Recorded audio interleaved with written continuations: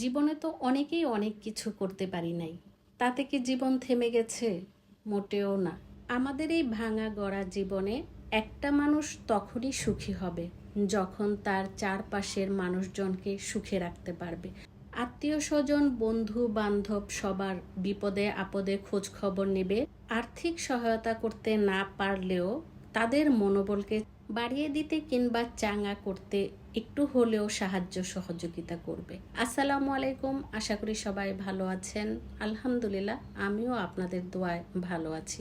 একটা মানুষের বিপদের সময় যেমনি পাশে থাকা দরকার, ঠিক তেমনি সুখের সময়ও যদি সবাই মিলে একসাথে আনন্দ উপভোগ করা যায়, এর মধ্যেও অনেক রকম ভালো লাগা, শান্তি কাজ করে।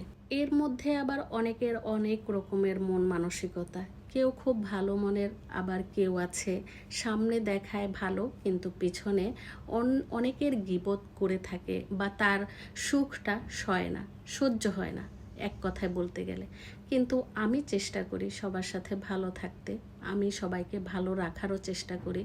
জানি না আমার জন্য কে কতটুকু করে, এটা আমার জানা নেই। যদিও জানা থাকে, তারপরও আমি কিছু কিছু ক্ষেত্রে প্রকাশ করতে চাই না। তাদেরকে আমি বুঝতে দিতে চাই না যে আমিও তোমাদের ব্যবহারে বা তোমাদের কাজকর্মে একটু হলেও কষ্ট পাই। সেই ক্ষেত্রে তো আমার স্বামী পুরাই উল্টো। কারণ হচ্ছে সে ভালোবাসা বা সম্পর্কটাকে খুব যত্ন করে রাখতে জানে, ভালো রাখার চেষ্টা করে। আমি আমার স্বামীর কাছে অনেক অনেক কৃতজ্ঞ। ভালোবাসা বা সম্পর্কের যত্নটা দুই পক্ষ থেকেই কিন্তু হয়, শুধুমাত্র এক পক্ষে থেকে হয় না। যদি দুই পক্ষ থেকে যত্ন, ভালোবাসা কিংবা সম্পর্কটাকে বজায় রাখতে চায়, সেই ক্ষেত্রে স্যাক্রিফাইস একটু করতেই হয়। এই ক্ষেত্রে আমি হয়তো একটু ভাগ্যবতী বলতে পারি, কারণ আমার কোনো ইচ্ছা, আশা, আকাঙ্ক্ষা আমার স্বামী পূরণ করবে না তা কিন্তু হয় না। আমি বলতে না বলতে আমার স্বামী আমাকে এদিক সেদিক নিয়ে যায়। সে আমাকে ভালো রাখার চেষ্টা করে। যখনই যেখানে কোনো একটা প্রোগ্রাম হয় বা কোথাও মেলা হচ্ছে, এমন কোনো খবর তার কাছে আসে, তাহলে সে আমাকে সেখানে যদি সময় থাকে তাহলে নিয়ে যাওয়ার চেষ্টা করে।